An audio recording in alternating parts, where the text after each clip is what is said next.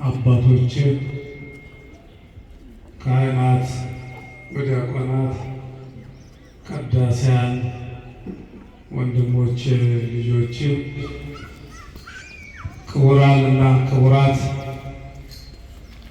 የእግዚአብሔር ቤተሰቦች፣ እግዚአብሔር የሚወዳችሁ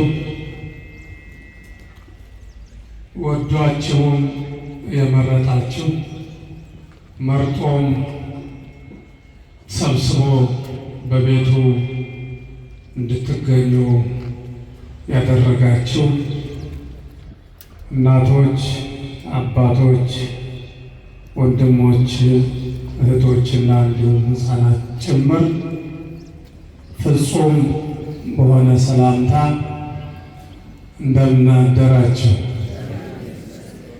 እንደምን አረፈዳችሁ፣ እንደምን ሰነበታችሁ። አረፍ በሉ እያላችሁበት ለተወሰነ ደቂቃ አረፍ በሉ። ክቡር መምህር ዶክተር ፍቅረ ማርያም፣ መምህር ቀሲስ ምህረት፣ አቶ አለማየሁ የደብራችን የሰበካ ጉባኤ ምክትል ሊቀመንበር፣ ኢንጂነር ታምራት የህንፃ ቤተክርስቲያን እድሳት ኮሚቴ ሰብሳቢ፣ የሰንበት ትምህርት ቤት አባላት፣ የስብከተ ወንጌል ክፍል አገልጋይ፣ ሁላችንም በዚህ የተገኘን ትልቅ ጸጋ እየተቀበል በረከት እያደረብን ያና የማናስበው እያገኘን ያሰብነው የሰጋንበት የምንሰጋበት እየተወገደ በቸርነቱ እየጠበቀን ያለን ነን። ይህንን ለማግኘት ያልቻሉ አይደለም በየቀኑ አይደለም በየሳምንት በዓመት ለትንሣኤ ቤተክርስቲያን ሄደው ለማምለክ ሥጋው ደግሞ ለመቀበል ያልቻሉ ብዙዎች ወገኖቻችን አሉ። ቀደም ሲል ቤተክርስቲያንን ያቆዩ ቤተክርስቲያን ገስግሰው መሄድ ልማዳቸው የሆነ እናቶች ተነስተው ጠዋት ለኪዳን የሚደርሱ አባቶችም ልክ እንደዛው ወደ ቤተክርስቲያን ሌሊት የሚገሰግሱ ቤተክርስቲያናቸው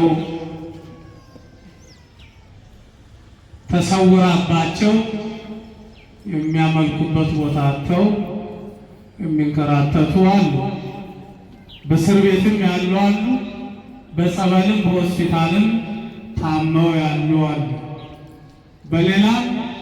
በሌላም ምክንያት አልባሌ ቦታ እያሳለፉ ያሉ ዘመን የማይገታቸው መስሏቸው እግዚአብሔርን ርቀው ሸሽተው ሕይወታቸውን እያባከኑ ያሉ አሉ።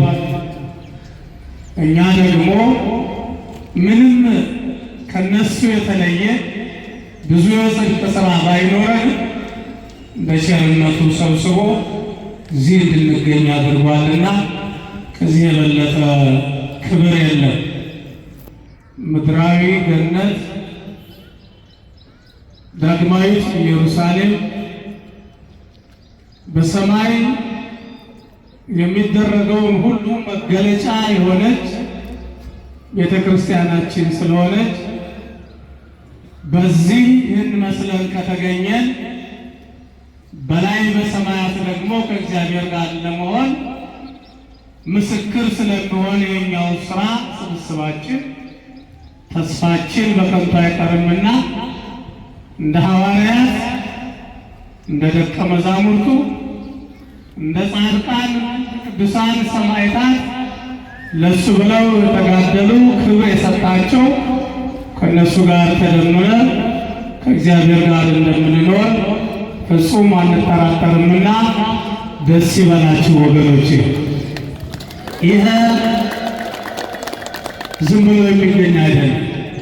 ትምህርቱ ይሰጣል። አሁን እንደምታዩት ትላንት ጥሩ መምህር መጥተው መምህሩ መገስጽ ማለት እንደዛ ገስጸዋል፣ ወቅሰዋል፣ ምርጫም አቅርበዋል።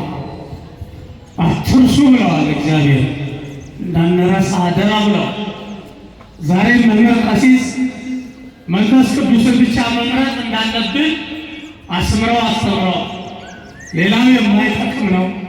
ሐዋርያት የሚጠቅማቸው ይዘው ተጓዙ፣ ከእሱ ጋር አብረው ሆኑ። መጨረሻ ላይ ክብር አገኙ፣ መንፈስ ቅዱስን ተቀበሉ።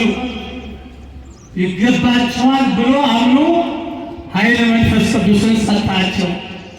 እሱ ይሰራ የነበረውን በምድር ይሰራ የነበረውን ተአምራት ይሰሩ ነበረ። ያስተምር የነበረውን ወንጌል ያስተምሩ ነበረ። በመስቀል ላይ እስከ መሰቀል ድረስ ደርሶ የተቀበለውን መከራ ይቀበሉ ነበረ። መከራ ያበዙባቸው ነበረ።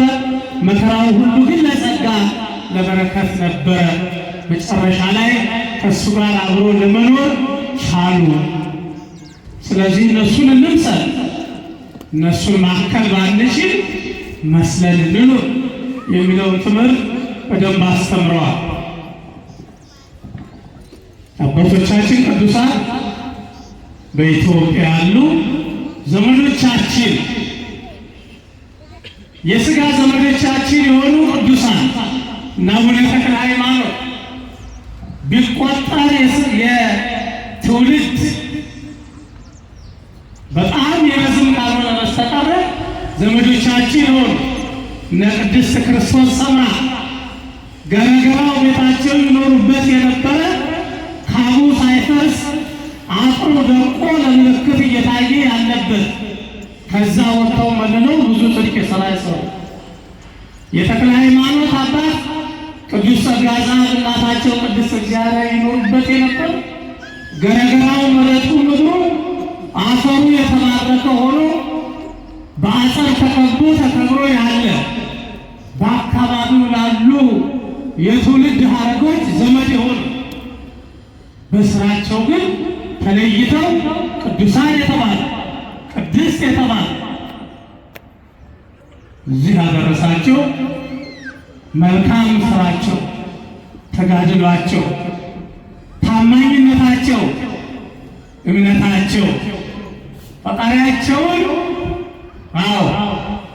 ሳያሳዝኑ አስደስተው ተመስግነው 6 ክንፍ የተሰጡ አባ ተክለ ሃይማኖት ከየትም አልመጡም። አሁን እዚህ ብናገር አባዬ ቀለዱ ነው እንዴ ትላላችሁ። በጣም ቅርብ የሆነ የሥጋ ዝምድናቸው ቅዱስ ጌ የሄዳችሁ ሰዎች ክርስቶስ ሰምራ ትኖርበት የነበረ አካባቢ ያሉ ገበሬዎች፣ ባለሀገሮች ዝምድናቸውን ሲቆጥሩ ቅርብ የሆኑ ወደዚህ ወደ ወሊሶ አካባቢ አንድ አጥማቂ ነበሩ፣ አባ ወልደ ትንሣኤ የሚባሉ አቡነ ዲዮስቆሮስ የተባሉ ጵጵስና ደረጃ ብዙ ያጠምቁ ነበር። ትላንትና በተነገረው ልክ እግዚአብሔር ሀብቱን ጸጋውን የሰጣቸው በጸበሉ የሚፈውሱ በጸሎት ተአምራት የሚሰሩ በክህነታቸው የሚያገለግሉ እውነተኛ አባት የነበሩ አባ ወልደ ትንሣኤ አቡነ ዲዮስቆሮስ የአቡነ ተክለ ሃይማኖት ዘመድ ነበሩ። ታሪካቸውን ተጽፏል እና ቅዱሳን አባቶች ዘመዶቻችን ናቸው። እውነት አስብ፣ እውነት ነው። ዘመዶቻችን ናቸው። የሥጋ ዘመዶች ናቸው። ቅርብ የሆኑ በዚህ እንኮራለን፣ ትደሰታለህ። የቅዱሳን ሀገር መሆኗንም አውቀው ተስዓቱ ቅዱሳንም ወደ ኢትዮጵያ መጡ። እንግዲህ ኢትዮጵያ ክብሯ በእነዚህ ነው የሚገለጠው። እግዚአብሔር ያከበራት ሀገር፣ እግዚአብሔር የመረጣት ሀገር። ቅዱሳኑ መጡ፣ ገሰገሱ ከሮም ወደ ኢትዮጵያ። የተወለዱበት ሀገር፣ የዘመዶቻቸው ሀገር፣ ርስት ጉልት የነበራቸው የከበሩ፣ በዘመድ የከበሩ፣ በትውልድ የከበሩበት ሀገራቸው አልቀበል አላቸው። አስተምሯቸውን አልቀበል አለ። ሊገላቸው ፈለገ፣ ያሳድዳቸው ጀመረ። ምርጫቸውን ኢትዮጵያ አደረጉ። ኢትዮጵያን ዝናዋን ሰሙ፣ ቅድስት ሀገር እንደሆነች ተረዱ። የእነሱን አስተምሮ የምትቀበል ሀገር መሆኗን ተረዱ። ወደ ኢትዮጵያ ገሰገሱ። 9ኙ ቅዱሳን በእግራቸው በጀልባ ተጉዘው ኢትዮጵያ ገቡ። ኢትዮጵያም ተቀበለቻቸው። ቅድስት ሀገር፣ ትልቅ ሀገር እኮ ነች ኢትዮጵያ። የምትገፋ አይደለች፣ የምትበድልም አይደለች፣ አላቅም የምትልም አይደለች።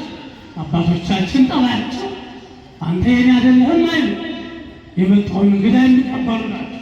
ጥቁር ነህ፣ ቀይ ነህ፣ ሀብታም ነህ፣ ድሃ ነህ አይሉ፣ ይቀበሉ ነበር። ማሳያውም እኮ ተስዓቱ ቅዱሳን መጥተው በዚህ በሰሜኑ በምድረ ትግራይ ተቀመጡ። ከዛ በኋላ ያንን የናፈቁትን ወንጌል ለመዝራት ማሳ አገኙ ነው። ዘሩት፣ ስንዴውን ዘሩ፣ ወንጌሉን አስተማሩ። አበቀለ፣ አበበ፣ አፈራ። ቤተ ክርስቲያናቸውን ሰሩ። የመታሰቢያ ቦታቸውን አዘጋጁ። እግዚአብሔርም አከበራቸው። በኢትዮጵያ እንዲከብሩ አደረጉ። አቡነ አረጋዊ አንዱ ናቸው። በስማቸው ትልቅ ሆኑ፣ አረጋዊ የተባለ፣ በዕድሜያቸው ግን ትንሽ ሆኑ። እግዚአብሔር ያከበራቸው። ደብረ ዳሞ ላይ እንዲገኙ ያደረገ፣ ደብረ ዳሞ ላይ ስማቸው እንዲነሳ፣ በስማቸው ብዙ ገድል እንዲጻፍ ያደረገ። መጨረሻ ላይ ተክልዬ አባታችን እዛ ገዳም ሄደው ጸልየው እዛ ሲገሰግሱ ነው 6 ቀን፣ 3 በዚህ 3 በቀኝ 3 በግራ እዛ በረው ኢየሩሳሌም በቀን ሲመላለሱ የነበረ ያ የተቀደሰ ቦታ ደብረ ዳሞ የአባታችን አቡነ አረጋዊ የመጀመሪያው ገዳማቸው። ዛሬ ወራዊ መታሰቢያቸው ቅዱሳን ለእኛ ነው የተሰጡት። ቅዱሳን ዘመዶቻችን የምናከብራቸው ግን ዘመዴ ነው ብለው ወደ ኋላ የማይሉ፣ አላውቀውም ብለው የማይገፉ፣ ለሁሉ ወንጌልን የሚዘሩ፣ ለሁሉ ቃል ኪዳናቸው የሚያገለግሉ፣ ለሁሉ ጸበላቸው የሚፈውስ፣ በስማቸው የፈለቀላቸው ብዙ ቅዱሳን በዚህ በምድረ ቡልጋ የተገኙ ቅዱሳን ዋልድባ ገዳምን ያቀኑ የሰሩ፣ ዋልድባ ገዳምን እንዳቀኑ ከቡልጋ ገስግሰው በእግራቸው ሄደው ዋልድባ ከትመው ገዳሙን የመሰረቱ፣ በትልቅ እምነበረድ ተጽፎ ጢሳ ደብረ ጽላልሽ ገዳም ቤት ተሰርቶ ዋልድባ ገዳምን ላቀኑ ቅዱሳን መታሰቢያ የሚሆን ይላል። ከዚህ በእግራቸው ሄዱ። እነዚህ ቅዱሳን አባቶቻችን በረከታቸው ነው የሚጠብቃል። ወመኝ እንዳትሆን የእነሱ በረከት እስካለ፣ የእነሱ ጥበቃ እስካለ ድረስ ምንም አንሆንም፣ ምንም አይነካል። ቤተ ክርስቲያናችን ትዘልቃለች። እኛ እንሞታለን፣ እናልፋለን። ቅድስት ቤተ ክርስቲያን ግን ያ ቃል እስከሚፈጸም ድረስ፣ ሰማይና ምድር እስከሚያልፍ ድረስ ትዘልቃለች እና ደስ ይበላችሁ ወገኖች።